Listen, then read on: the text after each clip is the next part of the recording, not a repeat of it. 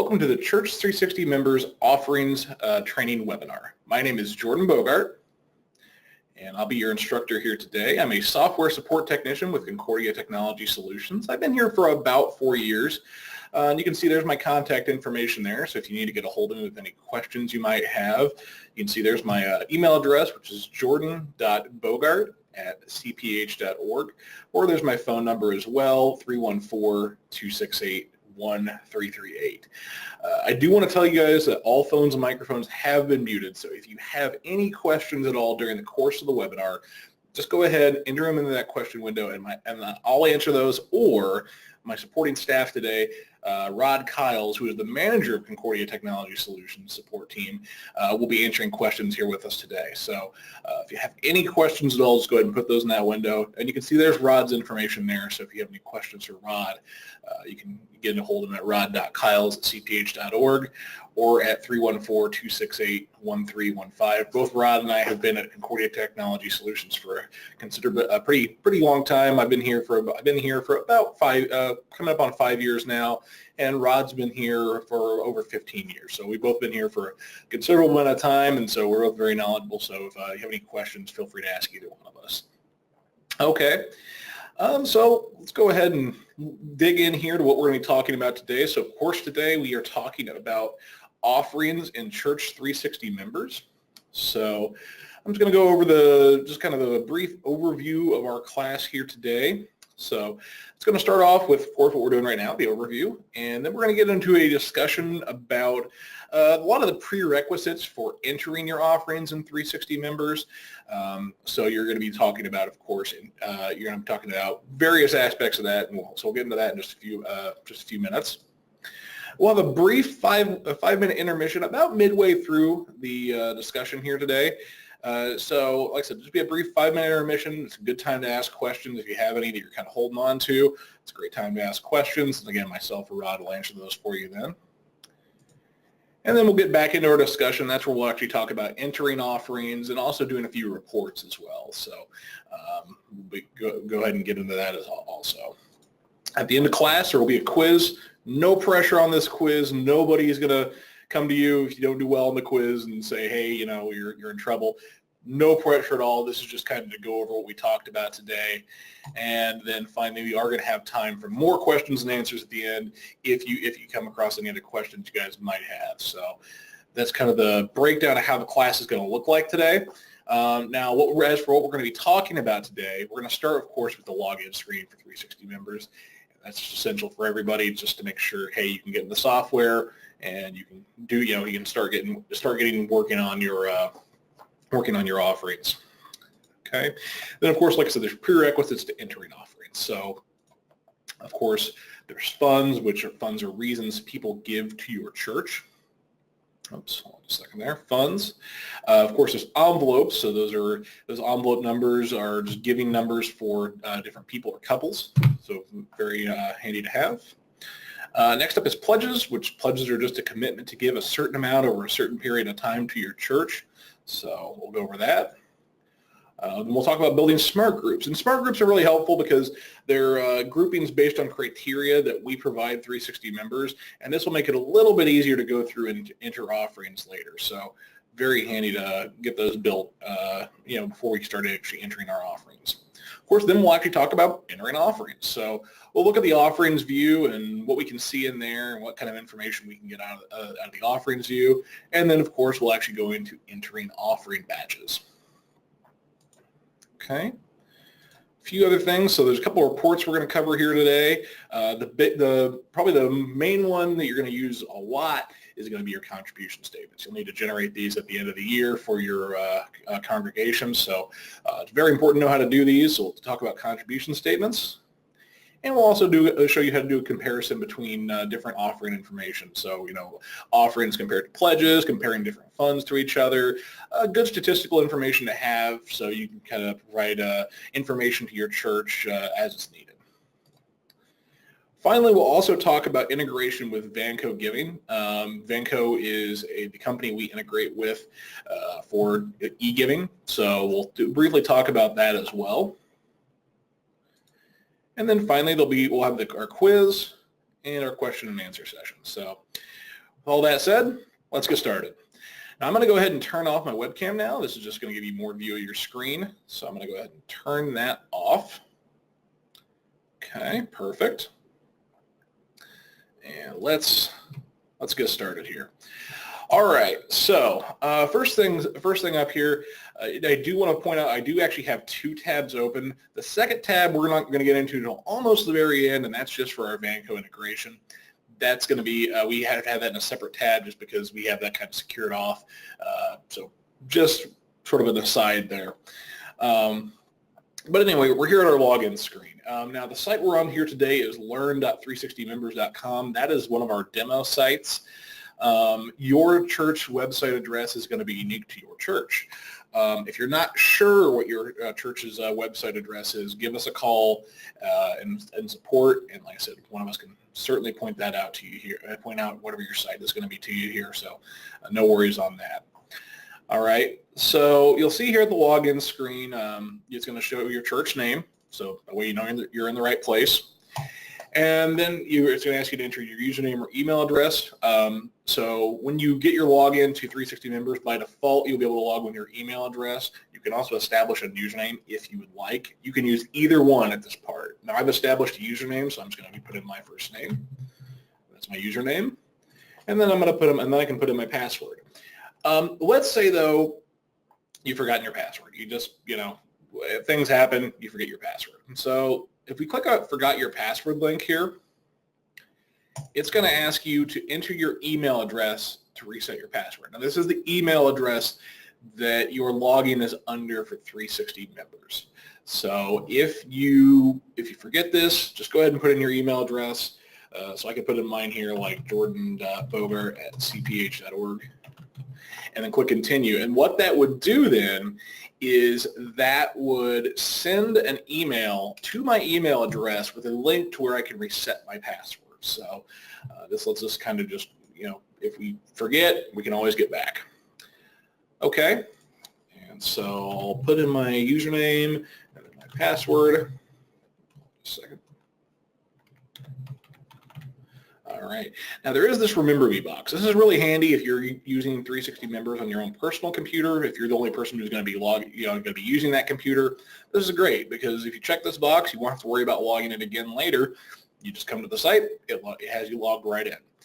Now, for public computers or computers where multiple people use that computer, it may not be a bad idea to not use this. And the reason why is because if somebody else comes to the site, it will just let them right in, and you may not want that. You may not want people to be logged in as you to be able to see, your church data. So if you're using a public computer, not a great idea to check this. I wouldn't recommend that.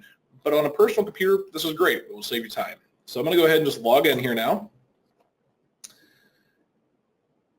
And this is going to take us to our people screen. So we're going to start talking about the prerequisites for entering offerings. So to start off with here today, we want to start with our funds. So if I go over here to funds, we can get to that by clicking on the gear in the top right corner of the page and then go down to funds. Okay. So this brings us in, and we actually can clear that up. Let me go ahead and just delete that. That one real quick. Okay. So today, we have our list of funds here, and you can see we kind of have, let me also fix one thing here. I apologize, guys. Yeah, let me refresh the page. Okay. All right, so this is our funds page, and this is, as I mentioned earlier, funds are any reason that people might give to your church. So, of course, most churches are going to have their general fund, and that's just kind of the catch-all fund for just general offerings to the church, but then you might have more specific funds than that too. So you can see here we have like a building fund and a education fund, a mission fund. All sorts of different reasons people might give to your church. And the reason we have those is because when you enter your offerings, you want to kind of be able to separate that money accordingly so you can accurately track how much you have or how much you've received for each of these purposes. So it's very important to have funds. So the fund screen here, how this works, if you want to add a new fund, you can see up here along the top, you have the fund name, the number, and then a color here. So let me kind of go through here now. We had one in here earlier, but I'm going to go ahead and add it again. We're going to add a scholarship fund. Let's say our church wants to make a scholarship fund. Okay. So now I put fund at the end of this. You don't have to put in scholarship fund. It just sounds better. It just sounds better in this particular case. Like, you might just say, you could just say building if you wanted to, but building fund sounds a little bit better, but you are in no way required to use the word fund in your funds. And then the next part here is a fund number. Now, the reason we have a fund number for this is to make it a little bit easier when it comes to time to enter your offerings. Because when you enter your offerings, you can enter the fund name if you'd like, and that's fine. But you can, if you have been assigned fund numbers, instead of having to type out the full fund name, you can just type in the number, and that'll save you a little bit of time. So you can see through our list here, okay, it looks like fund number 13 is available. So let's take fund 13. Now, there are kind of two schools of thought when it comes to entering fund numbers. You can just go with the kind of the sequential numbers from number one, but some churches like to kind of add in their own coding to the numbers. What I mean by that is, like, maybe you have a group of funds that are all together. Maybe you have several different mission funds, but you want to kind of have them all under the banner of being missions, but maybe you have, a mission fund to one area, and then you have a mission fund to another area, and you want to keep those separate but together in the same time. So what some churches might do is, let's say, you have your mission fund here, and with our mission fund, let's say, the overall code for our mission, the overall grouping for our mission is 2, but then let's say, we say, okay, this is Mission Fund 201, and this is maybe Mission Fund Africa, okay? And then maybe you have another mission fund here,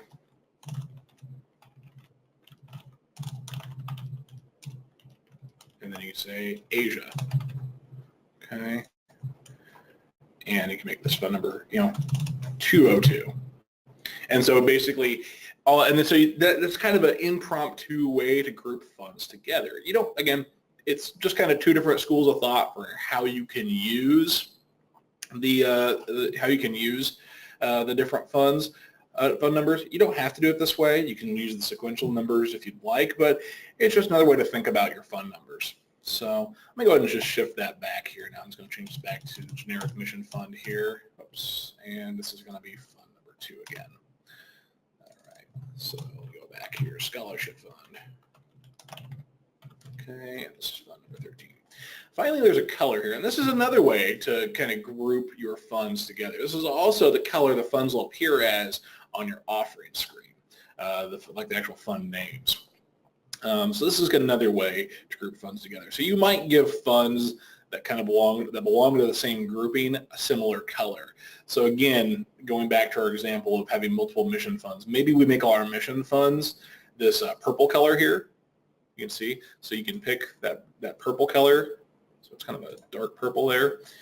And then when you add it, it's going to have that dot here, and that means whenever you use that fund, the fund will be listed with that dark purple background on white text. So it's kind of easy to see those together. Again, completely optional if you'd like to do that, but it can help make things a little bit easier. So then we'll press Add Fund, and it's going to add it to the list. Now you'll notice that this list is all alphabetical, but this is at the top because we just added it. So if we refresh our page, you'll see it'll actually move it back in alphabetical order. Whenever you first add an item into this list, it's just going to put it on top, and that's just so you can see what you've added right away. All right. Now looking at this, you might be thinking, well, I'd really rather have this organized by my fund number. Well, we can using the naming of the funds, we can a little bit circumvent the alphabetical nature of this screen. So let's say, all right, well, we want general fund to appear on top, so we'll actually insert its fund number here and say fund number 1 goes here, and then we'll go to fund number 2, put that there, and we'll say fund number 3 and put that there. Okay. So we'll add that there. And then if we refresh the screen again, now you can see it's actually going to go ahead and, because we inserted those numbers would go on top, and then you'd have the rest of your sorting down there below. So this is kind of a way you can push items to the top of the screen if you prefer. I'm going to switch it back here just to stick with that alphabetical order, but it's just, again, another way you can utilize this screen to utilize this screen in a different way. Let me get rid of that. Okay. Now, another thing you might notice here is it's also showing you year to date how much has been given to that fund. So, and if you'll notice, it actually turns blue when we hover our mouse over it. So if we click on that, this is going to take us to the offering screen. It's automatically going to go ahead and set it for the beginning of the year till today. So whatever the current day is. And it's going to show us all the offerings to that fund. And it's going to be filtered to that. You can see up here, it's going to be filtered to that fund. So if you can see that filter there. So it's only showing those offerings. We'll get back to the offering screen in a little bit here, but let's go ahead and go back to funds for now. Okay, so that's our funds. Now you might have noticed when we were editing funds, there was an option here. So let's say, let's go ahead and add another fund here. We'll call this VBS fees. And we'll call this fund number 14. Okay, so you might have noticed there's a box here that says exclude fund from contribution statements. So this is actually a feature we added relatively recently. A lot of churches were asking us, we want to keep track of money for things that aren't necessarily tax deductible. For example, VBS fees. If there's a registration fee for the VBS, or maybe the church is selling, maybe they're selling books or something like that, and those aren't necessarily tax deductible because the person who's receiving it is getting something in exchange for their money. So they really can't include that on their contribution statement. So what we've done here now is we have the option to exclude the fund from the contribution statements. So if you do this, you can enter offerings for this fund, but those offerings won't show up on the contribution statement if you have this box checked. So this allows you to keep track of the money that you receive for these items, but it doesn't show up on the statement and cause a problem come tax time. So this is really handy for that reason. So we can save that. And then you can see it even gives us a little notice letting us know this will not show up on our contribution statement. So very handy to have there. Okay, now let's say here we need to get rid of a fund. We need to get rid of that scholarship fund. We're going to go ahead and just nix the scholarship fund. So you'll see over here there's gray circles on the right, and if you hover your mouse over them, they actually turn red. This is the delete key. This is actually kind of a convention throughout 360 members on items like this. You're going to see a lot of places where you see this like gray circle, the delete thing. So if we move our mouse over and click that minus sign, it's going to say delete. Click delete, and then the fund is gone. Now, let's say we tried to do that same thing, let's say with the church at large here. You'll notice this says deactivate instead. Now, the reason it does this is because we have offerings given to this fund. So to delete this fund would leave those offerings without a fund, the offerings that are given in the past without a fund, and that really wouldn't be accurate. It wouldn't explain what that money was actually given for in the past. So instead of giving you the option to delete that fund, it gives you the option to deactivate the fund. And what that will do then, if we deactivate it, first off, you're going to see it puts a line through that fund here on this screen. And then what it means is whenever you're entering future offerings, church at large won't be an option that you can select anymore. So this gives you a way to clean up your fund list if you're not using funds at the current moment. This is even good for like seasonal funds that you might use. So you might have a special fund you put in for Advent or for Lent. You have special funds that are only available during a certain time of year. You can, use those funds while you need them, and then After that time of the year passes, then you can go ahead and deactivate those funds, so that way they won't be in your way for your normal offering entry. So that's how I see a lot of churches use this deactivate feature.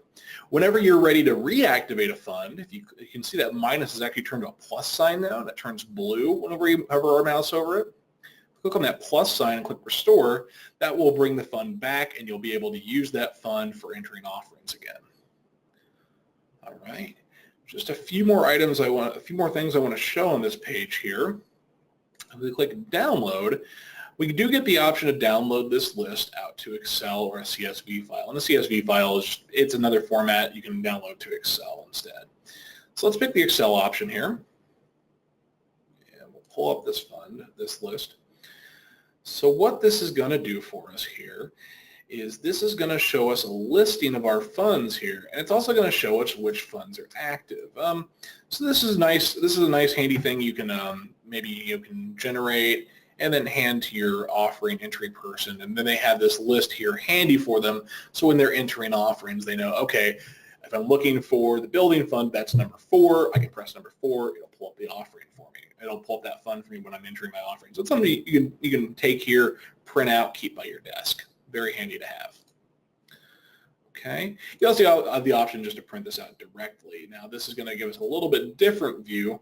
It's also going to show us the year-to-date giving so far on this as well. So another way of showing the similar information. So you can see it also says here if the fund will be excluded from statements as well. Okay. Close that. So that is the fund screen. So very important. The fund screen is very important. I would say it's probably the first place you want to go before you start entering offerings in 360 members. Before for the first time, rather. Obviously you're not going to need to come here every single time. But if you have a new fund you need to add, if your church is starting to collect money for a new reason, this is the place you'll go. So that's funds. All right, moving on. Let's go to the gear here at the top, and we're going to talk about envelopes next. So let me real quick. I'm going to delete that real quick. All right. So this is the This is the envelopes view. So what does the envelopes view actually do for us here? The envelopes view is a screen here where you're actually seeing the giving envelopes for each of your givers. Now, what does that mean? Giving envelopes may be physical envelopes that you actually hand to your givers at the beginning of the year, and this is where they turn in their offerings. Or they don't actually have to represent a paper envelope that you've given them. If your church doesn't use those paper envelopes anymore, but you still want to have a number to track giving, you can absolutely do that here.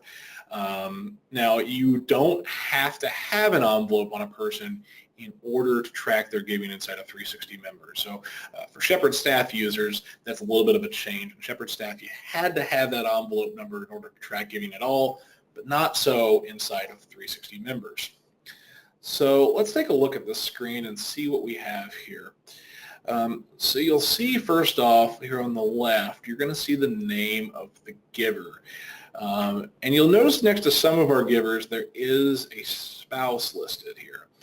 Now, one rule of 360 members that it's, you have to follow is if you want to have two people giving together, they have to be married. And just for the reason of tax purposes, because, you can say the two unmarried people are giving together, but when you look at your taxes, there's really no benefit for unmarried people then. So that's part of the reason we did it that way, is just because for tax purposes, that's how joint giving works. So that's part of the reason. But you can see here, it's going to show you the people who are giving and then their spouse if they have one. Now you see there's a box here that says contributes jointly here next. Now people who are married don't necessarily have to give together. If there's some reason they wouldn't want to give together, they want to give separately, that's fine too. If you check this box, uncheck this box, you can see it actually splits out Sue down here. It still lists each other as their spouses. So you still can see they're married together, but you can see that they don't contribute jointly. And so this means they could each have their own envelope number. Well, let's go ahead and recheck that. So you can see that envelope number comes back here because the envelope number they share is envelope 101, but if you split the envelope, neither one of them may necessarily have 101 anymore. So the system doesn't make that determination on who has 101. If somebody does, you can always come back over here and type it in to let them know, let the system know who has that envelope number. I'm gonna go check that again. Now, each person effectively at any given point has 2 envelope numbers in 360 members. You have your current envelope number here, and this is what envelope is currently active for that person or for that couple. So you can see here, you have your listing, and this is, again, this screen is all alphabetical. So if you look at this screen, and you can see that it's going to show you the numbers, but it's not necessarily going to be in, the number order isn't necessarily going to match the alphabetical order. It can, but it doesn't necessarily have to match. And then over here on the right, you have the new envelope number. Now this is going to mirror, when you first come to the screen, this is going to mirror the current envelope number. But if you need to make any changes to envelopes, let's say, for example, David and Sue Abbott were changing our envelope number 201. Okay, we can type that in there, and then that is a change that when we save it, it would change them to that number. But we're going to go ahead and switch back to 101. Okay.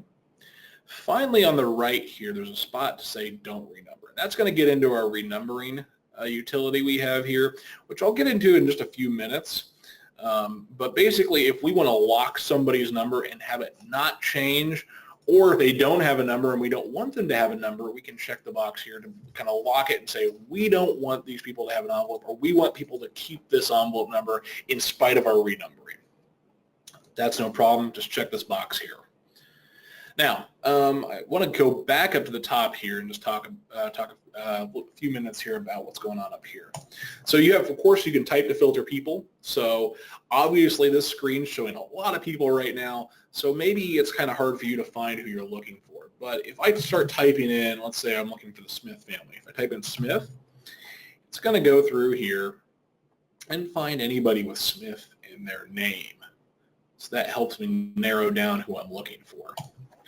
But you can even see it works on fragments of names too. So if I type in B-O, it finds anybody with even a fragment of the name, a fragment of the word here in there too. So you can see, oh, well, it found Bob Watson because his name starts with B-O. But then you see Rick Bowen, you see my name there. You can even see the Abbotts there where B-O is in the middle of their name. So the search function just works on finding even portions of names. So if you're trying to find somebody specific, it will help to type in their full name. Okay. Then over here on the right, it's going to show you how many people right now that it's currently showing in the group that you've selected. So this is where we can actually pick our smart groups and tags. And kind of give just a brief description of smart groups and tags, and we'll get into more depth on these later.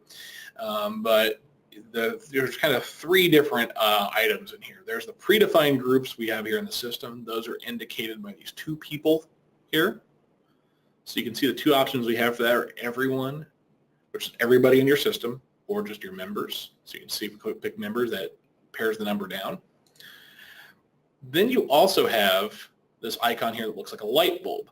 That's a smart group. So what a smart group is you're providing 360 members with a set of criteria. And when you provide the 360 members with that set of criteria, 360 members can go out, find the people that apply to that criteria, and put them in this group. So this is really handy for finding specific groups of people who are based upon just certain criteria that you have. Finally, the last option here, you see it looks like a little price tag, is tags. So what tags are, it kind of works the opposite of a smart group. You can go in, and instead of having to have a set of criteria, you're just going through your list of people and you're applying tags to them. And those tags, what they are just descriptors about those people. So for example, Board of Education, you might put this on all the members of your Board of Education to group them together into a group. So, there's not a field necessarily in 360 members that tracks who's on the Board of Education, but by using tags, we can still indicate in the system who is on that Board of Education. So that's how those work. That's how those 3 different groupings work. So you can select from any of those groupings, and when we do that, so let's say, well, let's pick that Board of Education. So that's only going to have 7 people in it. But it narrows it down for you so you can look at that specific group there. Now, when it comes time to do your renumbering here, and one more thing here, you can actually make smart groups on the fly here. So let's go back to everyone, and we click this button over here with the 3 horizontal lines.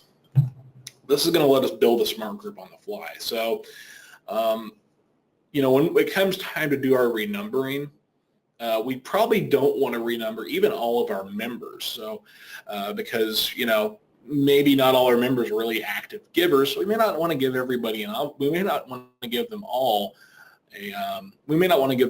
a envelope number. So maybe we want to be a little more choosy, a little more specific with that. So I'm going to start with the members group. So you can see it pulls it up here. And the criteria for the members group are people who are living and people who are members right now. Simple enough. But let's say we're really wanting to be a little more picky with who gets to have an envelope number. So we're going to add a trait. And this time we're going to say, all right, let's say we're looking for people who, let's see here. Let's say, yeah, we'll say contributed to any fund. So that's remember we talked about funds earlier. So any fund in the last, let's say last 2 years. So anybody who's given in the last 2 years should have an opportunity to have an envelope, any amount, okay? So we pick that, and you can see that narrows it down to 111 people. So that really narrows it down to make sure that we're getting just the people that we're wanting to see. So you can even narrow it down further and say, I want to see people who just gave in the last 1 year. We do that. And, well, actually it does narrow it down in this particular case, but obviously it would at a normal church. This is, of course, a demo church where we kind of do things a little bit differently with this. Okay, so we have this group now. Now let's talk about the renumbering option here. Now remember I talked about this earlier and how this respects this don't renumber option. So let's say, okay, well, we know Erin Anderson. She's actually not going to be getting an envelope here. But we look at this automatically renumber envelope starting with, and then it says number 1. You can pick which envelope you're starting with when it comes to doing your renumbering. And how this renumbering utility works is this just takes the list that you currently have visible. So it's not going to assign envelope numbers to anybody that you aren't showing right now. But anybody you have visible, starting with Dave Abbott up here at the top, it's going to give him envelope number 1. But let's say you want to start a different. Maybe you want to start at envelope number 100 or 101. You can type that in, say 101. Okay. Well, all right. So let's go with number 1 here. Let's see what happens if we do that.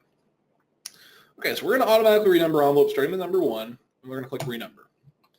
It's going to go through the list here now, and it's going to change automatically everybody in their new envelope box to the number they would have sequentially when we look at it their names alphabetically. So you can see that gives us a pretty good list there. Okay. Now remember, it's showing 111 people here, but it only had 70. You can see it only had 70. That's because it's also talking about people who are listed as spouses too. So that when you add it all up, that's where it comes out to 111 people. Okay. So you can do that. You can renumber it when it comes to starting to renumber for your next year. All right, so we've entered all these numbers now. Let's say we actually want to go ahead and save it now. Now we're presented with 2 options. We'll get to this clear all button here in just a moment here too. Let's say we're ready to actually save it now. So there's 2 ways we can go about this. Number 1, we can click apply now. If we want these envelopes to take effect as of today, we click apply now. These envelopes are active. They're ready to go. You can start using them today. So click that, and it'll say renumber 70 envelopes immediately. We say save. Those envelopes are active. We're going to cancel that for now. The other option we have here is to apply later. Now what apply later does for us is this lets us kind of put off when this change is going to happen. And where this really comes in handy is when it comes to renumbering your envelopes for the next year.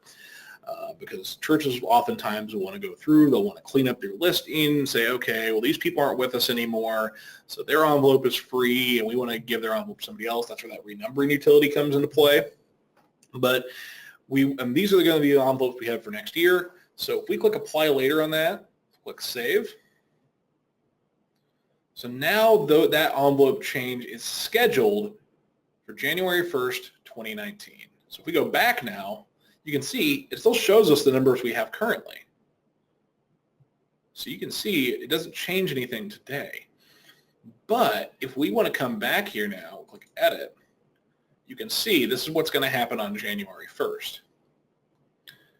And you can go in here and make changes here later. So you find, maybe let's say later, all right, we're going to say that Jason Freeman, it turns out, okay, he actually moved away.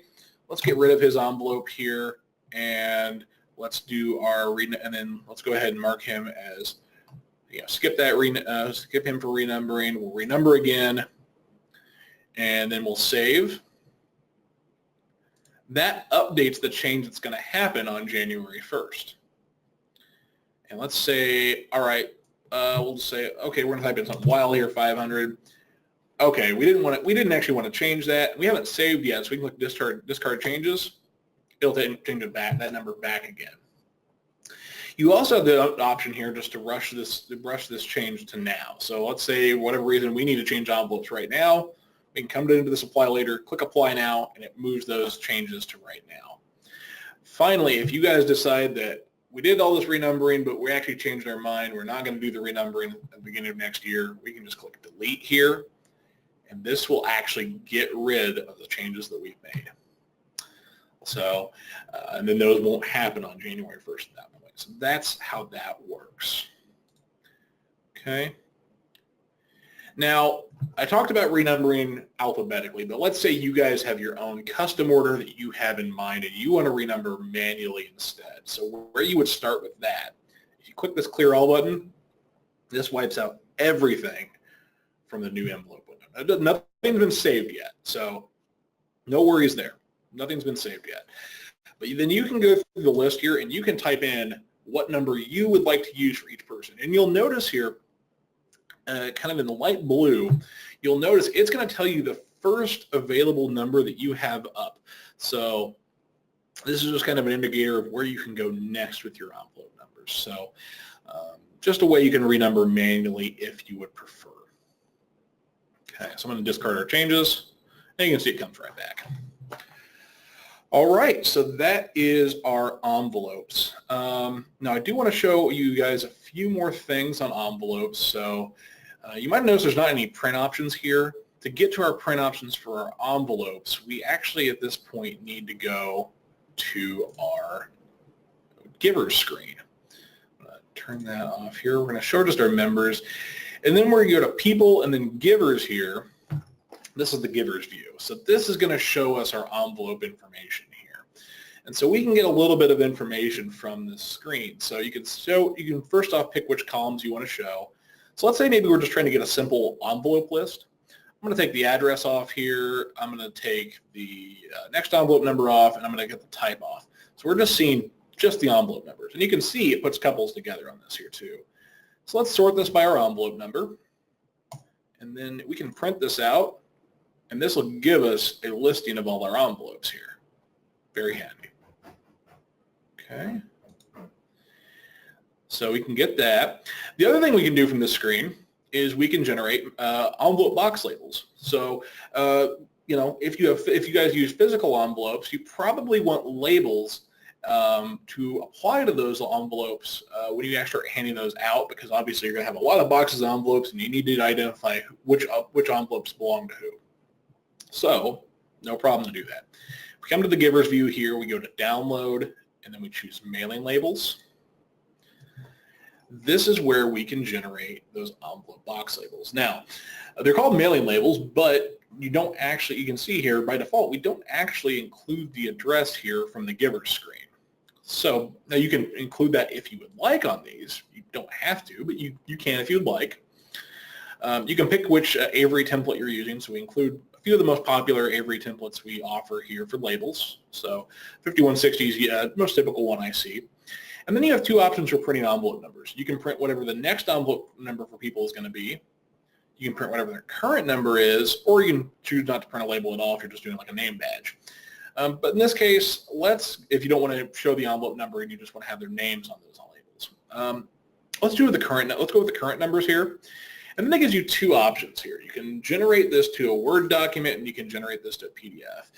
Probably the simplest way to do this is just to generate this to a Word document. So we'll go ahead and do that now, and we'll download this. And we pull up Microsoft Word. Okay, you can see here it's just going to give us a simple screen here of labels. And then you can print these out on your label sheet, and these are going to work for you just fine. Now, you might instead prefer to use a PDF. Maybe you don't have Microsoft Word installed on your computer. So the other option, of course, is you have PDFs. So if you go to download contribution statements, sorry, getting ahead of myself there, mailing labels, and we'll do generate PDF. This will work too. But there's a few extra steps you need to take to make sure your labels print out properly. And I see a lot of people get confused by this. So I want to go ahead and clear up this issue before it has a chance to confuse you guys as well. So right now it's generating our mailing labels, not mailing labels, but our envelope labels. Taking a few moments to do that. But there's just a little bit of extra processing we need to do before we print these labels out. So we're going to click download here now. And it's going to pull it up on this screen. Now, you don't want to print the labels from the screen. The reason why is because your web browser is going to inherently have some scaling in it to adjust the page to not really actually have the true size of the PDF on the page.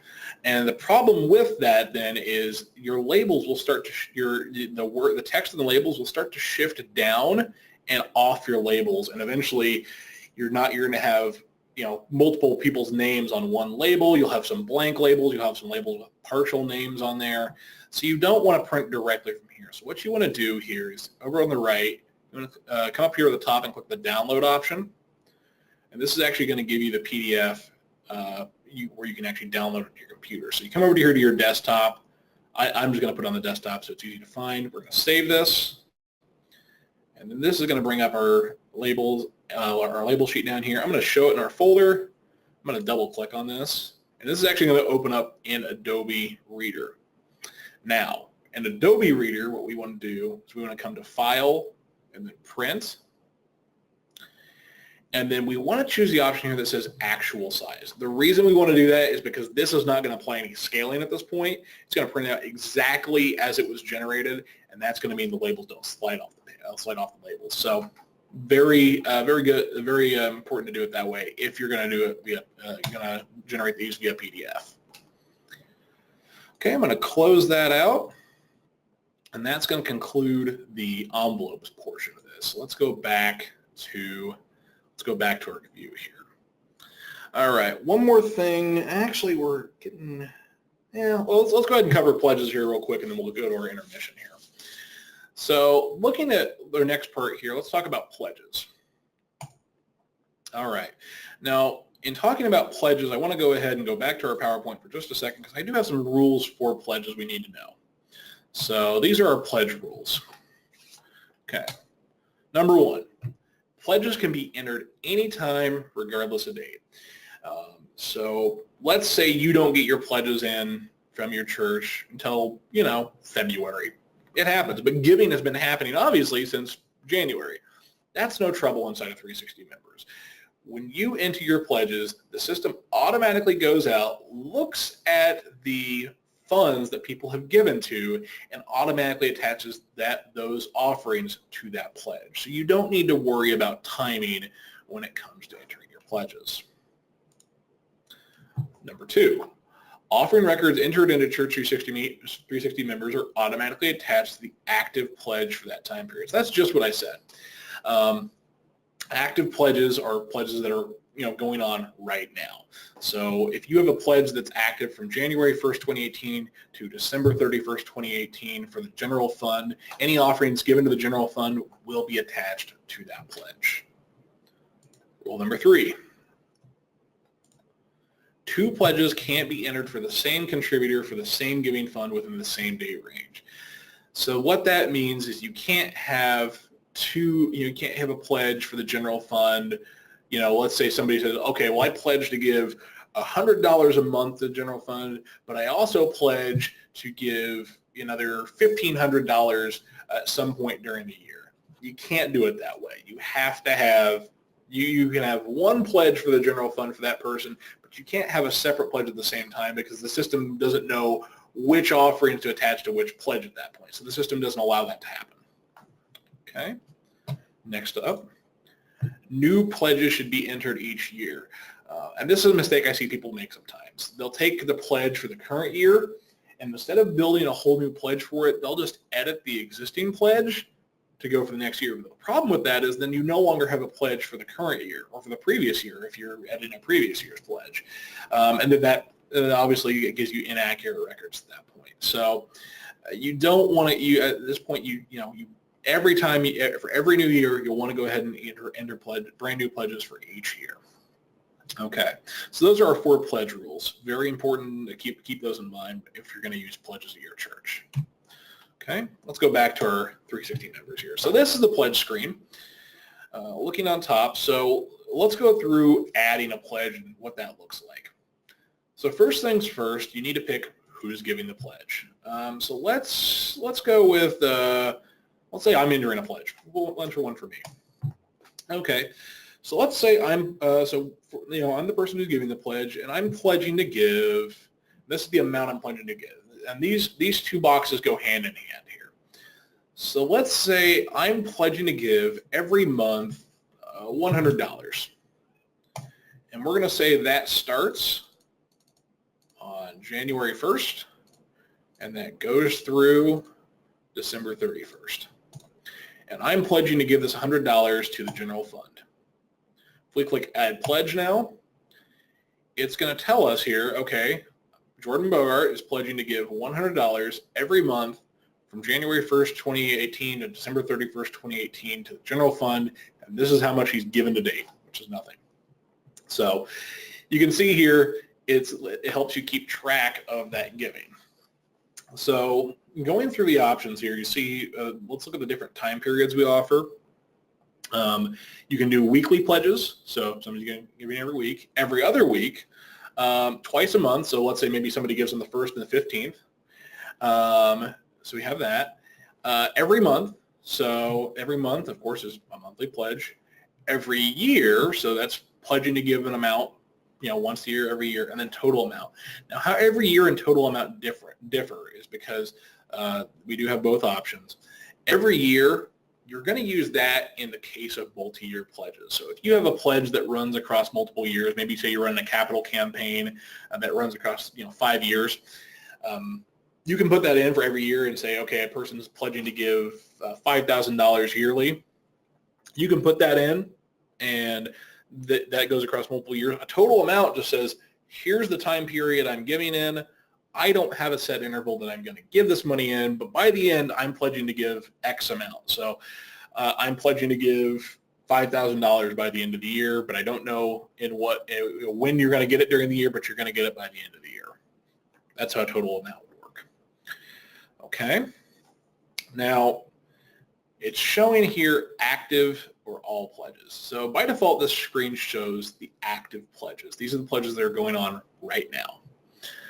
But we also have the option here that says all. So we pick the all option. This is actually going to go down. If we scroll down here, and this is an infinite scroll screen, which means it doesn't have everything loaded in all at once, but if you keep scrolling down, it'll keep bringing up new information. If you scroll down here, it's going to show us the last year's pledges here too. So you can get a look at last year's pledges here as well, and you can keep going down, and it's going to have all the pledges you've ever entered into the system. So you can see now we're back in 2016. So you can see all that there. Now, let me go back here to active. Now, with pledges here, you also have the option, like I said, you can see the given to date for people as well. So if we click on the given to date, again, this takes us back over to the offering screen with a filter for the people we selected, and it's going to show us everything they gave over that time period. So you can see what they've been giving. Okay. Go back to the pledges screen. And then also from the pledges screen here, if we go to download, you can download this information out to CSV or Excel file. Open that up.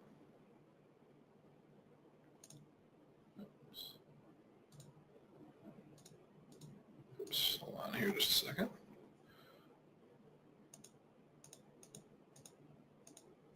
There we go. And so you can see this information here all on a grid. Yeah, the giver ID. The giver ID is just an internal ID that we use inside a 360 member, so you can get rid of that if you'd like. But it's going to show you the name, the amount, the frequency, how much they get, to what fund they're giving to, when they're giving, and how much they've given a day here. So you can get this out in Excel as well. And finally, you can also print this screen, and it's going to show you a lot of the same information. You'll notice here there's a portrait view. It shows you a little bit less information, but it's all oriented vertically. Or you can do a landscape view. It's going to give you a little more information, but there's going to be less information that fits per page. So considerations to make on that if you're concerned with seeing the given to date or just seeing the pledge in general there. Okay. So with that in mind, that covers our pledges. And that's going to bring us right up to the time here for a break. Let me go ahead and pull up a stopwatch. I should have done this here beforehand.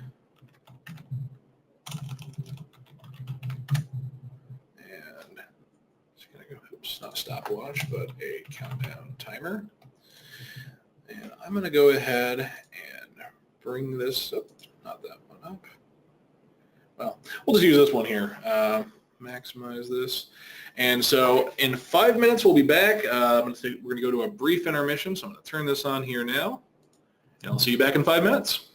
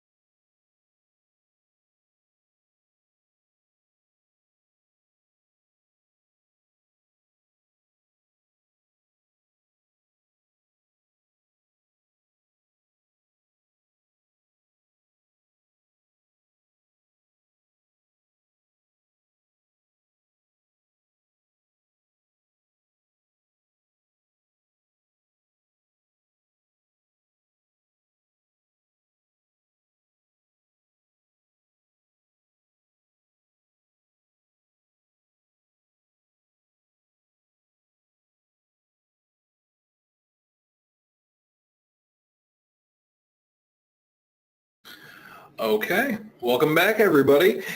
All right, so the next thing we're going to do, we're just about to the point where we're going to enter offerings, but there's one more thing I want to cover before we get into actually entering our offerings here today. So going back over here to our people screen, let's talk about entering smart groups. Now we're going to enter smart groups here just because it's going to make things a little bit easier on us when it comes time to doing some reports and it comes time to entering our offerings. So looking at this here, let's start adding a few smart groups. So we can actually do it right here in the people screen. We click on this button with the 3 horizontal lines. It's going to take us here. So I'm going to build 3 smart groups here today. The first is I want to build a smart group for our pledgers. I want to be able to have just anybody who has a current pledge. So what I'm going to do here is I'm going to click this little horizontal line button here, which I talked about earlier. Click Add Trait. So first things first, I always add the line here to people who are living. We're typically only concerned with people who are living. There may be special cases where you're trying to find people who are deceased too, but in the cases of offerings, most of the time you're only wanting to find the living. So we'll look Add Trait again. All right, so this is where we're going to go ahead and pick our first trait. And the first thing we're going to look at here is we're going to look at people who pledge to. We're going to say any fund, and we're going to say during the year of 2018. So we want to find our 2018 pledgers. Okay, found the people. It's going to show us here we have 72 givers. Now what we can do with this is we can click the Save Group option here, and we're going to call this group 2018 pledgers. Okay. All right. So now you can see we have that group. Very handy later if we want to use these people for a report, if we want to filter to a specific group of people for offerings, we can do that. Very easy. All right, let's go ahead and build our next group. So the next group I'd like to build here is people who have our envelopes. Where this is going to come in handy is you might remember earlier when we went to print out our givers list, and you were seeing here at the bottom, we printed it out. You can see, okay, first, here are people on the top will have envelopes, but then it drops off to people who don't have envelopes. And the same thing is true when we generate our labels here, or giving labels too. It's going to print out labels for people who don't have envelope numbers. So we want to avoid that. So what can we do for that? Well, very simple for that as well. So let's go ahead and add our trait again. Again, we're going to go ahead and keep that living part of it here. We're going to go ahead and add a trait. And this time we're going to pick people who have an envelope number at all. Just anybody who has an envelope number. We're going to save that. And we'll just call this one envelope holders. Okay, very simple for that. All right, our last one we want to do, and this is more of a sort of a, I would call it more of a research type smart group, is let's make a smart group here for potential givers. So these are people who we don't know if they've given or not, but we know that, there's a possibility that they might give. So for this one, let's start by looking for people who are living, of course, because again, you can't give if you're not living. And then the next one we have here is let's just look at our members. We don't necessarily, you can do this without looking at just your members if you're just looking for anybody who might be a giver. And then the last option I'd pick here is I would say we really only want to look at people who are 18 or older. So we're going to say people whose age is greater than 18. Not 18, excuse me, 17. This is strictly greater than. So you have to put in 17. It's not going to count 17. It's going to go 18 onwards at that point. So that's where we're starting with 17. So that's going to show us that as 209 people then. And we'll call these people potential contributors. Okay. So those are just kind of 3 examples of smart groups you can put in here that pertain to contributions. So very handy to have those there. All right. One thing I did forget to mention about envelopes inside of 360 members, and this is something that people might get confused about sometimes, and so I want to bring this up before we move on. With envelopes, they are a date-based system. So let's say here, let's look at the Abbotts. David and Suzanne Abbott. Again, not to be morbid, but let's say something terrible happens. David passes away. Now, first off, number one, you have to remember to actually take David off the envelope. Marking him as deceased in the system does not automatically take a person off of an envelope. So you need to remember to go into the envelope screen here and go to the Abbott family, uncheck the box so they contribute jointly, and then put in Sue's envelope number just on her own. Okay? All right. But going back, then at that point, Sue, when it comes time for contribution statements, she's actually going to receive 2 contribution statements for the year that David passed away. The first contribution statement is going to show the time that they gave together, and it's going to have both their names on the statement. The second statement she's going to receive is going to be the statement where she's giving on her own. The reason we do that is because 360 members actually looks at those people as 2 separate giving units. The same thing is true if somebody's envelope number changes during the course of the year too. So you'd have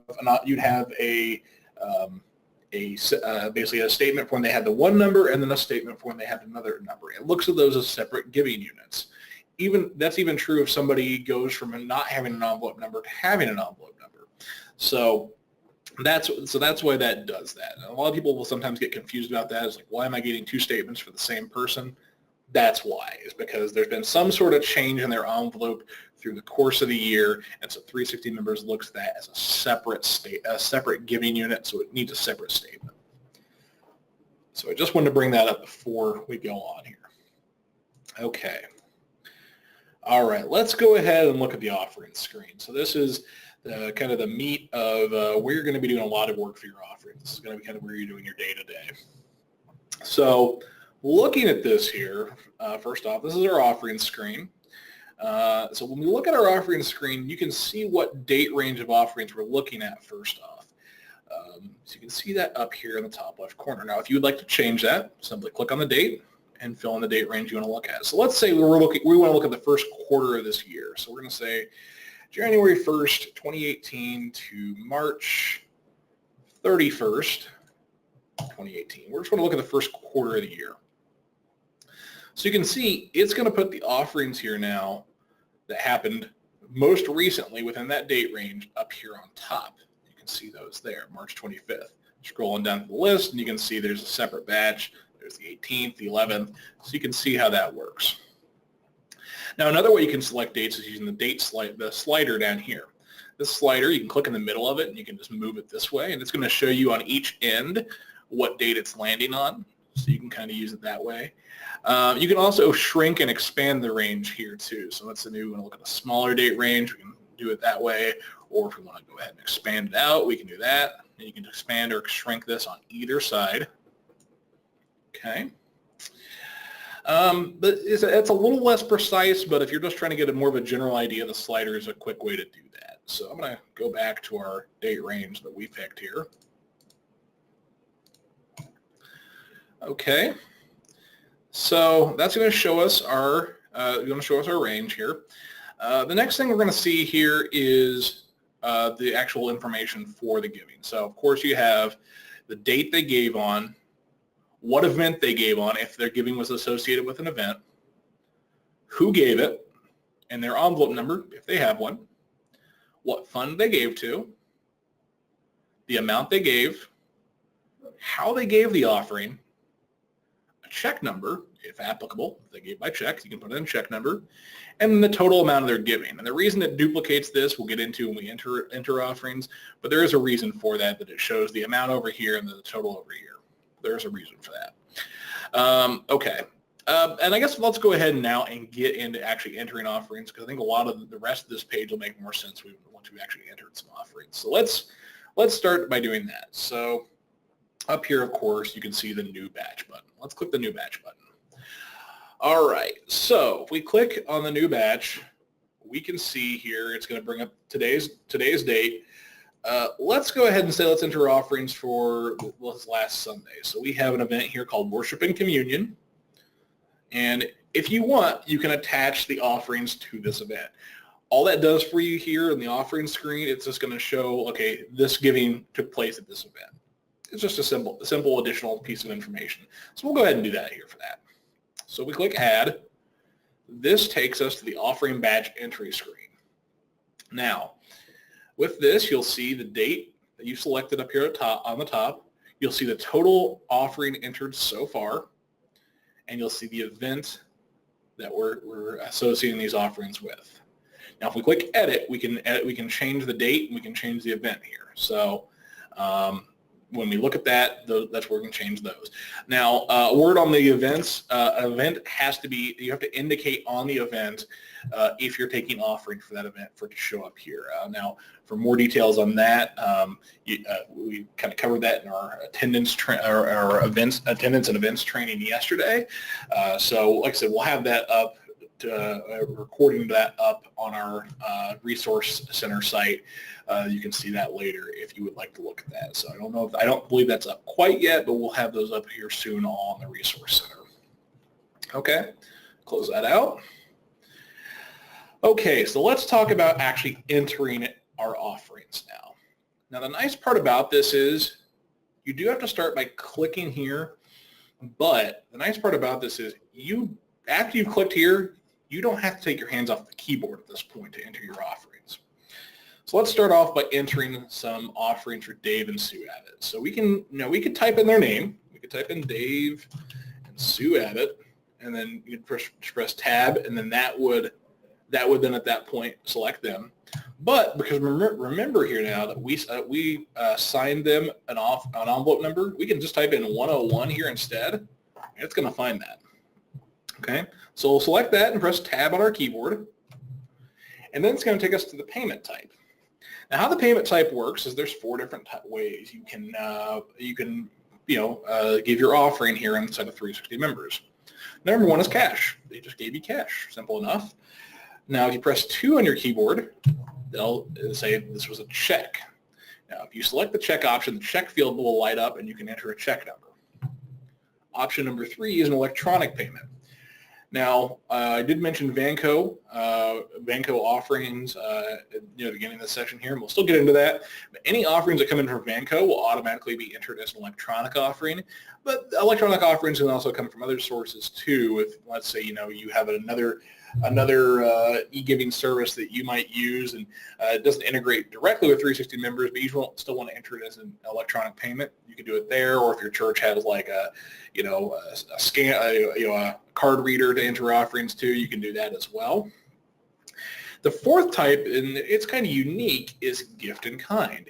Now, gift in kind, what those represent are non-monetary gifts that people still want to count for their offering records.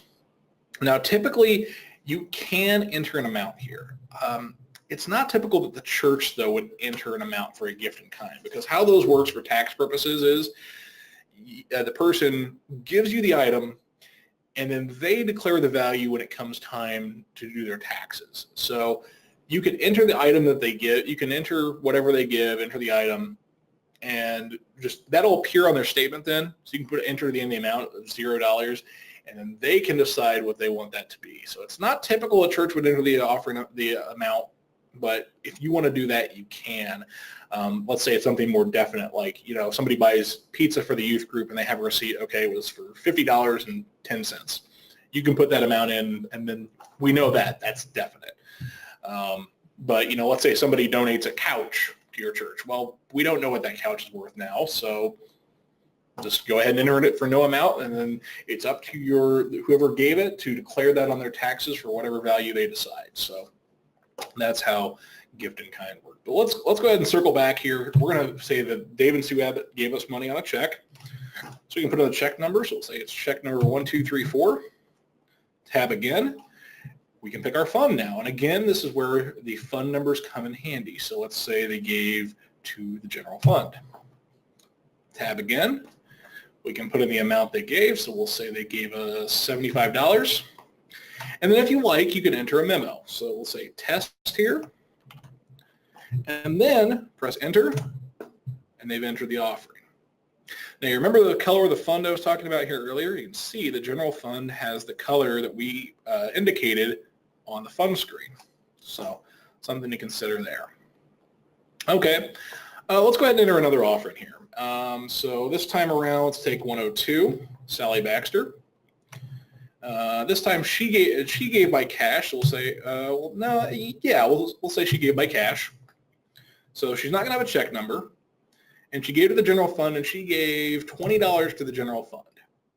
Now, we can just press enter here, but let's say she gave to more than one fund at once. So we're going to press tab. We can enter a memo if we want, and then press tab again. This is going to take us down to the next line. And then we can pick another fund that she gave to. So let's say she also gave to the education fund. Press tab, and we'll say she gave another $10 to the education fund. Okay, simple enough. And you can keep going. So, you know, and then she also had, for fund number 4, she gave $30 to that. So we press enter now, and it adds all the individual giving at once, but there's one offering record for it. So if you're splitting it, especially with checks, if you're splitting up that giving, you know, and say, okay, and they, you know, you had instructions with the check, say, okay, give this much to this fund, this much to this fund, and this much to this fund. You can enter that all in under the heading of just one item, and you can see. So now for one offering, it has to be one payment type. So if there are multiple payment types, let's say they give you $20 for the building fund, and then they give you and then they write you a check for $50 for the general fund. You put the $20 in cash in, and then you do a separate offering, which you could have multiple offerings for the same person here. That's no problem. Like we could enter another offering for Sally Baxter. And let's say she then also gave to the youth fund here for $50, and she gave that as a check. Yeah, and we'll say that's check number 555. You can add that in too. You can have multiple offerings for the same person, but if they're different payment types, they do have to be separate offerings. But you'll notice here on the amounts, you see the individual amounts over here, but it gives you the total amount of that one particular offering here as well. Okay. Now over here on the bottom right, this gives us a little bit of a breakdown of our giving. So the popular funds are set by just use. So the funds you use more in your system will come up to the top. So the more you use a fund, it will start to appear in that popular funds list. So you can see the most popular funds. These are the ones we've used just most commonly. There's no like setting you can just say, oh, I want this to be one of my most popular funds. It doesn't let you choose that automatically. It's just based upon use. Okay. All right. So we look down here at the bottom right. This gives us a breakdown of our giving. Now on the x-axis here we see by payment type. So you can see cash, check, electronic, in kind, and then total. So you can see in total we've gotten $60 in cash, $125 via check, and then nothing electronically and nothing in kind. And you can see how it's broken down by fund here too on the y-axis. So you can see to the general fund, to youth fund. So this is very handy to see and use. And if you want this to take this out and use in like your own report, you can even just click and drag over this to highlight it all. And then you could go and paste it inside of Word. So if I go into Microsoft Word here now, paste it in, you can see it actually gives us this here. So you can use this in a report and you can have your own custom report. Now, of course, you can also just print this off. You click print here. It's going to have it's going to have your giving here. Now, if you want to be able to see the memo lines on this, you do have to change the landscape orientation. That's just for space. That's just for space concerns. You need to have enough space to show that. So you have to switch to landscape orientation if you want to be able to see your memo field. Okay, but you can see that all there. Okay, let me close that out. You'll notice here at the top, it does show us our total now because you can see we've been entering those offerings. If you need to go back and edit anything, just simply click anywhere in the offering, and that opens that offering back up, and you can make any changes that you need to make.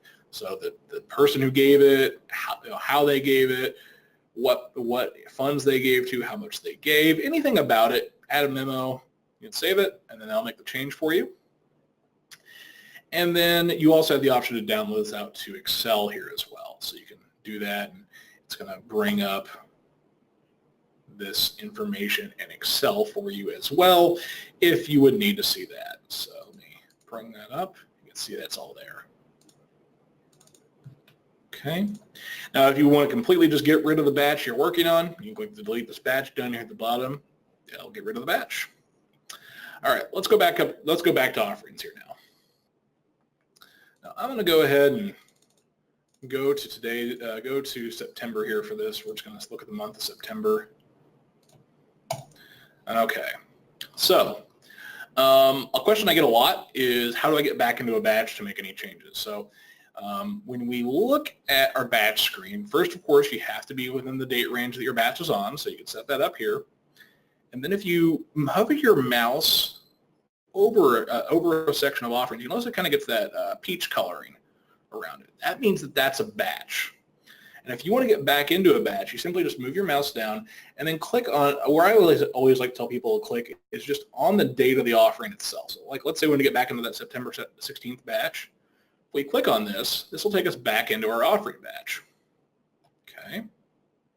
And then it's just like you were entering your offerings before. You can make any changes, you can add more offerings, anything you need to do.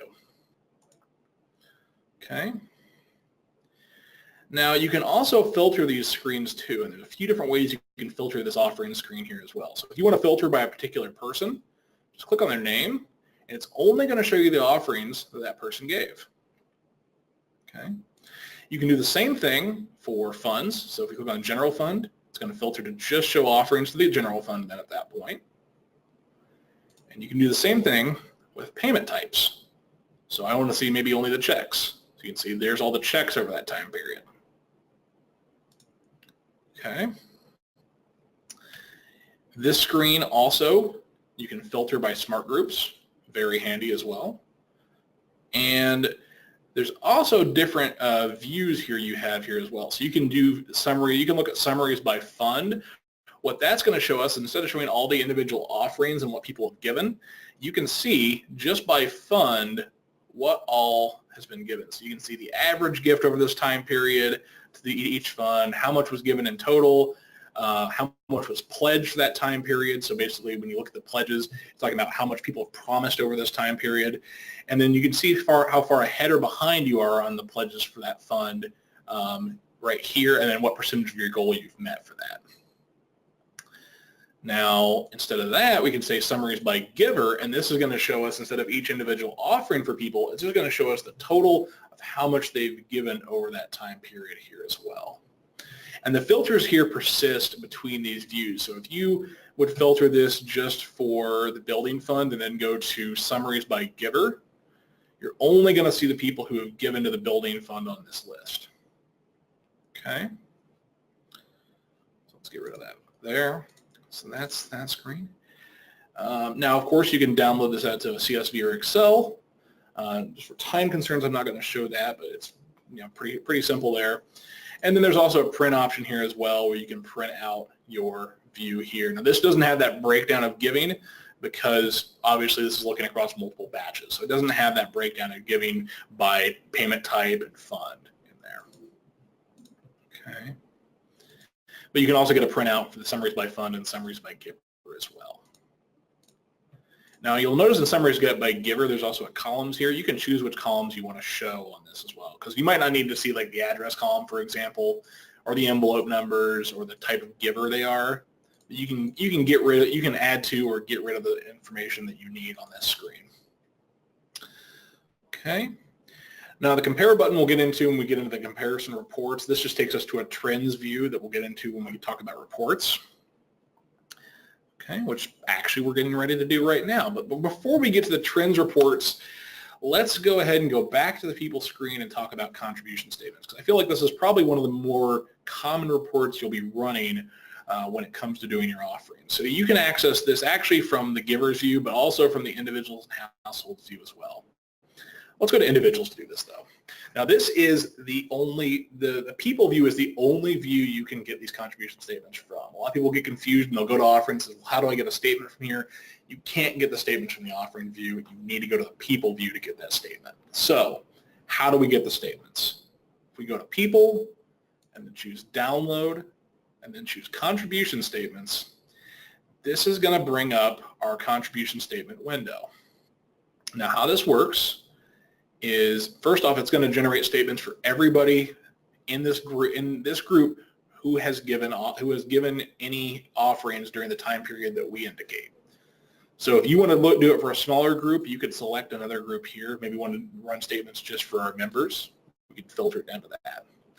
So if we go to download here now and choose contribution statements, first thing we get to pick is the date range that we're running these statements for. So let's say we have some shortcuts here. We can say we can run statements for last year. It'll fill in last year's dates. Or you can say for this year, and it'll do start of the year till whatever today's date is. Okay. Now you do have the option of generating empty statements for members who didn't give during the date range. This is just, you want to kind of send a little bit of a poke or a little bit of a reminder, hey, you're a member, here's a statement you haven't given. You can do that here. And then you can also customize the statements here. So if we do customize, we're given a few different options here. First off, to include a summary of givers' pledges. So if you want to have pledge information on your statements, you want to make sure this box is checked. Otherwise, it's going to show the offerings, but it's not going to show like how they're doing in comparison to the pledge they've given. The next thing here is include an itemized list of each offering. If you don't have this check, it's just going to show how much each person gave to each fund, but it's not going to show the individual offerings. So that might be handy for maybe a mid-year statement where you're just going to show people how much they've given and maybe how they're doing in comparison to their pledges, but you don't need to show each individual offering. But when it comes to the end of the year, you'll want that itemized list for tax purposes. So you want to print that off. There's a spot here if you have a federal ID you'd like to enter. You can enter your federal ID. And there's also a spot you can enter a IRS message. And this is just something you include for tax purposes, just to let people know that, hey, there's only intangible religious benefits for this. There was no goods or services exchange. And again, that's just for tax purposes. So if you'd like to modify that, you can if you would like. And if you change it and you want to reset it back to the default, just click the reset option here. Then when you're ready, you'll go down here and click Generate PDF. So this is going to generate a downloadable statement that we can print off and actually hand a physical copy to people on. So this is going to start generating here for us. And I do apologize on time. We have some more content to cover, and I realize we're getting to the end of the time here. So if you do have to go, completely understand. We are going to be providing a recording of this here. So if you are running short on, like I said, we have a little bit more content to cover, but I realize we are running short on time. So if you do need to leave, that's okay. We'll get you a recording.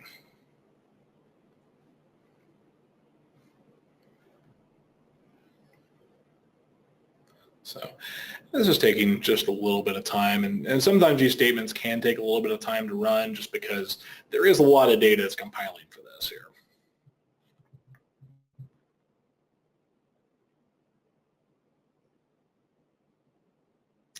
But,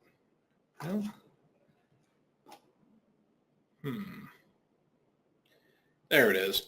So now you have that green download button. We click on that, and this is going to show us our statements. So what do we get on our statements? Well, first off, you get your church's information here, which is set up in the general settings screen.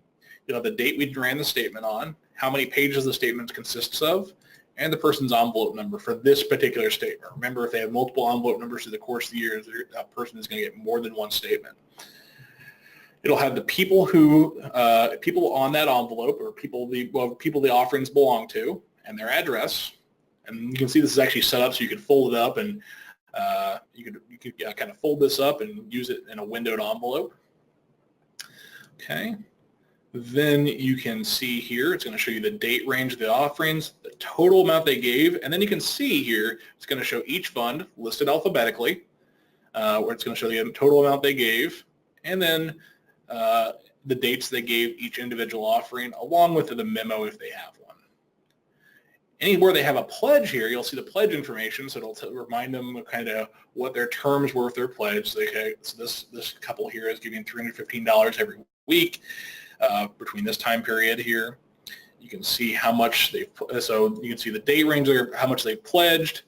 This is how much they've actually given, so you can see they're actually a little bit behind here. So they're behind, so this kind of serves as a reminder to say, hey, you guys need to catch up just a little bit. You're a little bit behind on your giving. So this lets them know where they need to catch up.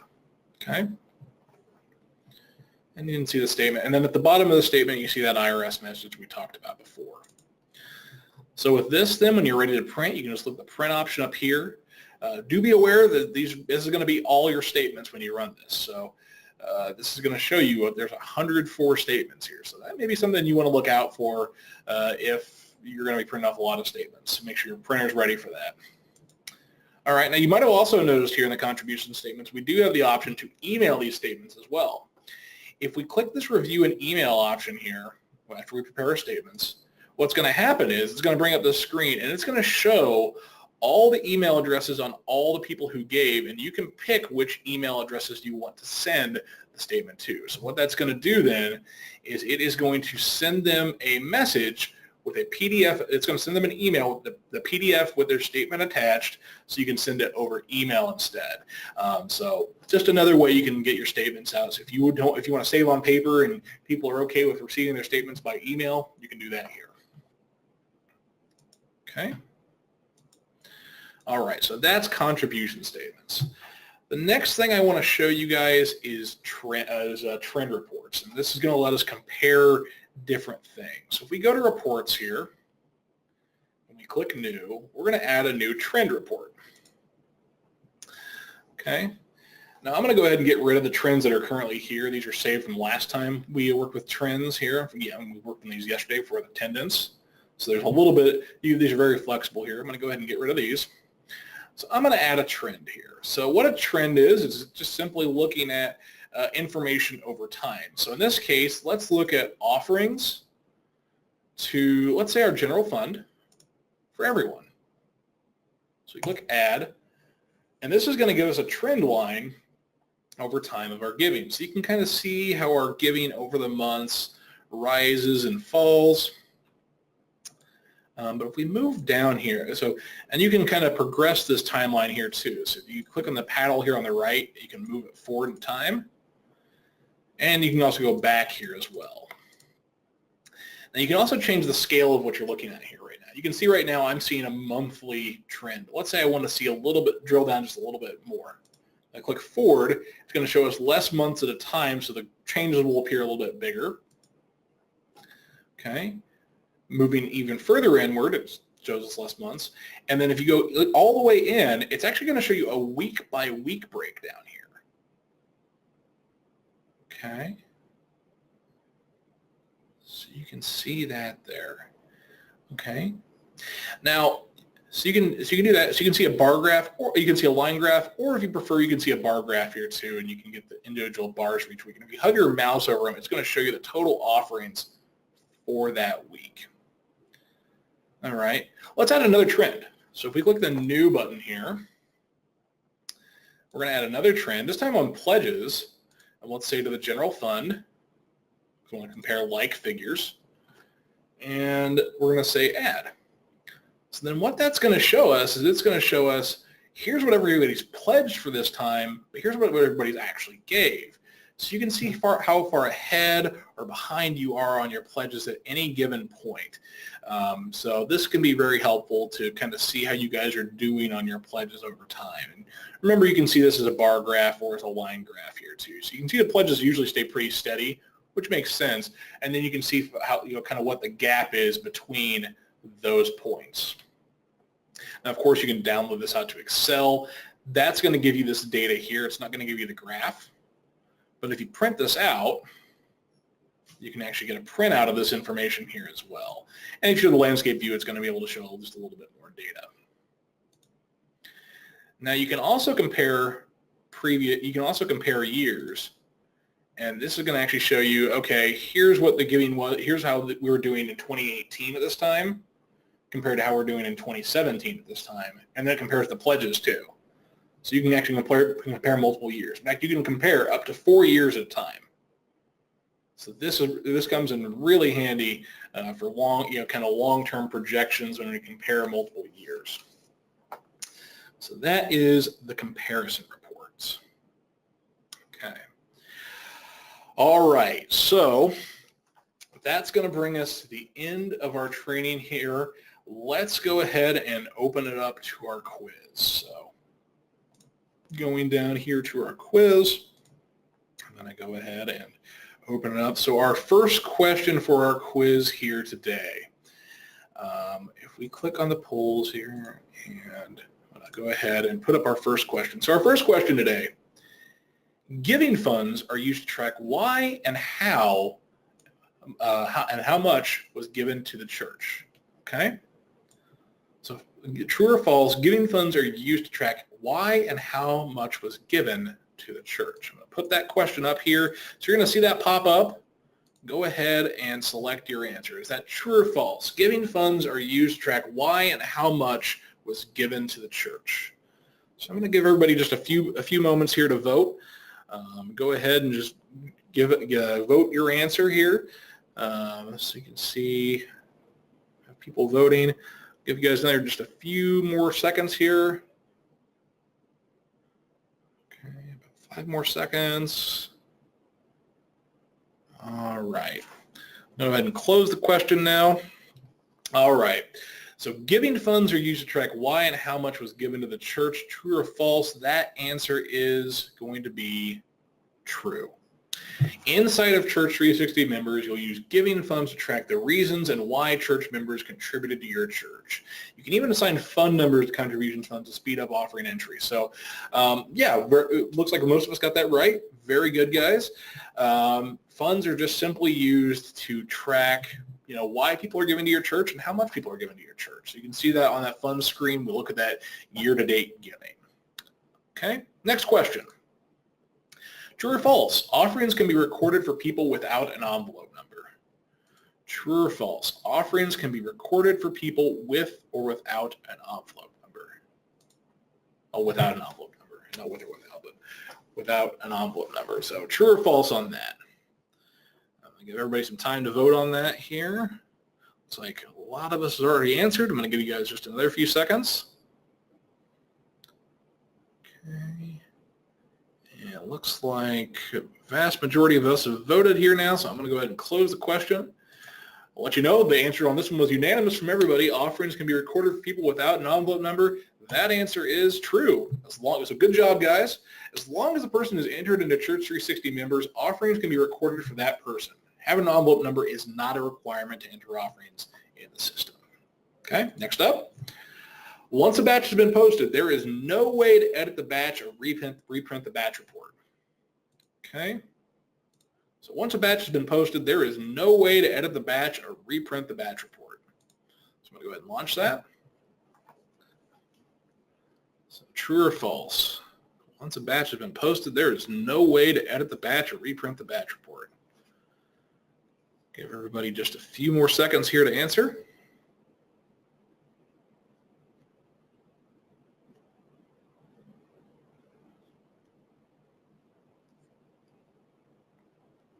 I'm going to go ahead and close that out. All right, again, another unanimous answer here. Once a batch has been posted, there is no way to edit the batch or reprint the batch report. That answer is false. To edit a batch, you can go to the offerings view and click on the date of the offerings in the body of the window. Once inside the batch, use the print button to reprint the batch report. So very simple to get back into the batch and make any changes you need. All right, next up. Pledges can be entered at any time, regardless of date. Pledges can be entered any time, regardless of date. True or false?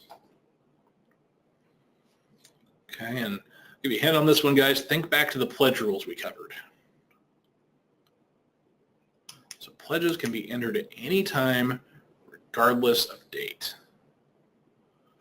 Give everybody just another few seconds here to answer.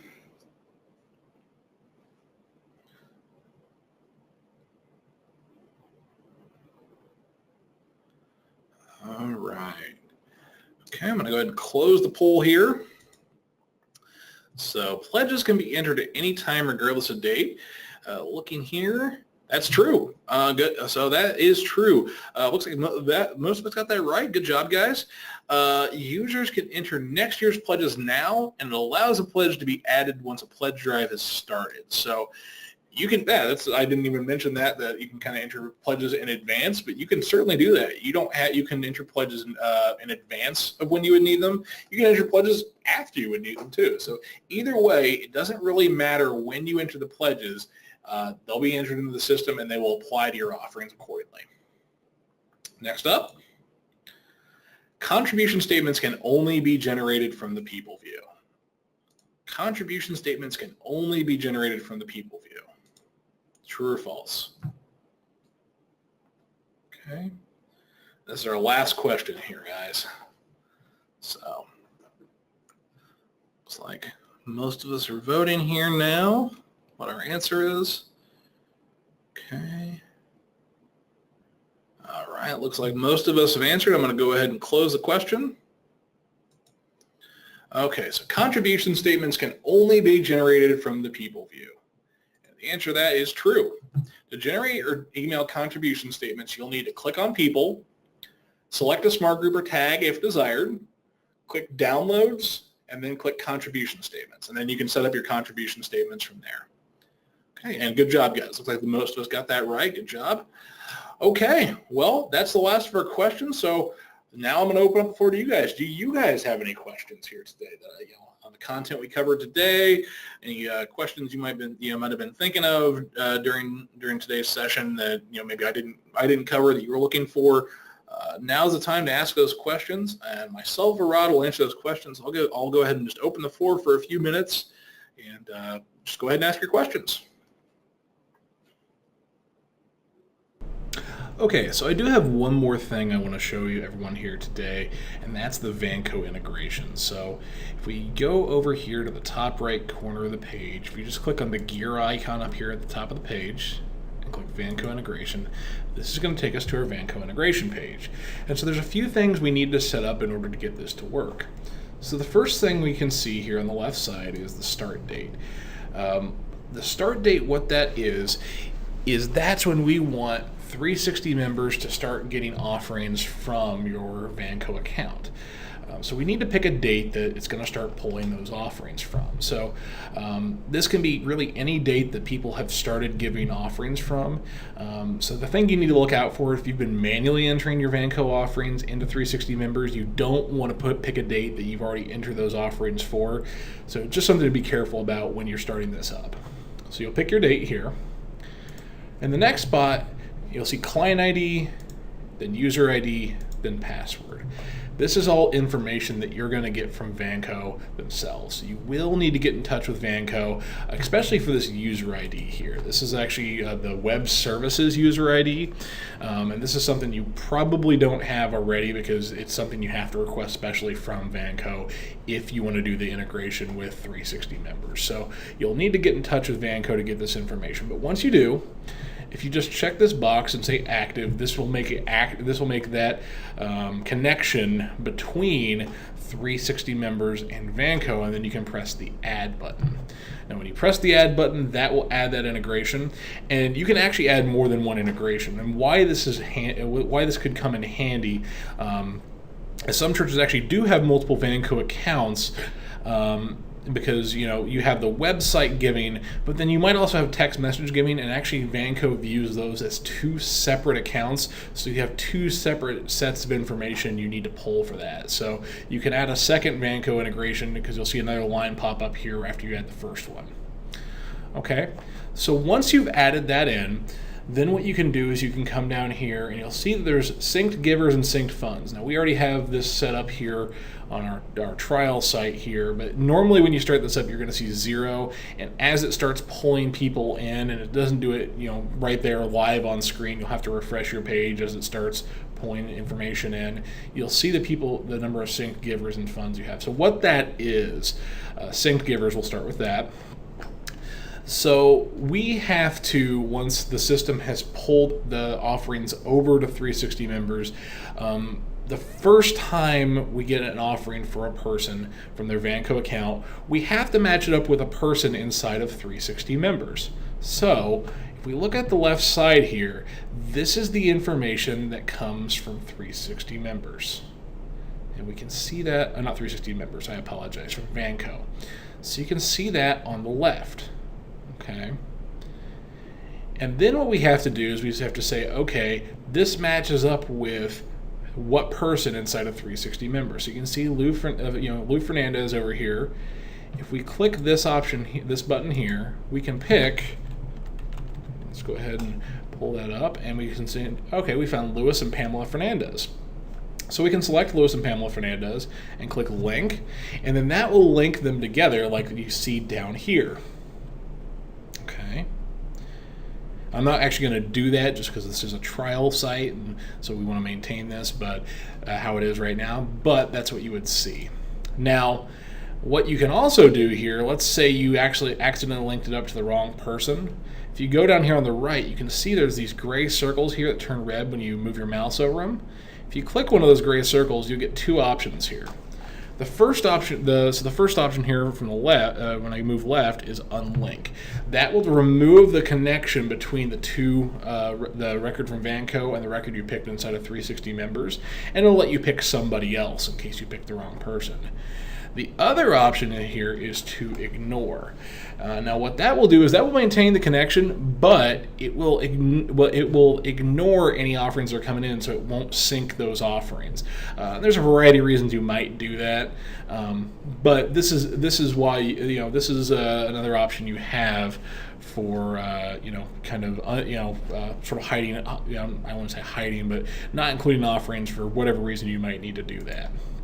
Okay, let's go back to the gear, and we'll go back to Vanco integration. And then the other part of this we have is synced funds. And this is a lot like synced givers. On the left side, you're going to see the funds that come from Vanco. And then on the right, you're going to be able to pick a fund inside of 360 members that you're going to match that up with. So if you click on one here, click on the drop-down list, you get to pick the fund that this matches up with inside of 360 members. Now the fund name inside of Vanco may not match up exactly with the fund name you have inside of 360 members, so you do need to be careful of that and just kind of know what funds match up with what when you're syncing these up. You also have the option to unlink the funds, or ignore or unignore a fund as well. So same idea applies there. Once you have all of this set up, what will happen then is Vanco 360 members will start bringing in the offerings from Vanco to the offering screen automatically. So when people give, it will bring those offerings in to their own batch inside your offering screen, and you won't have to do anything extra. The offerings will just be there, and you won't have, like I said, you won't have to manually enter them for yourself anymore.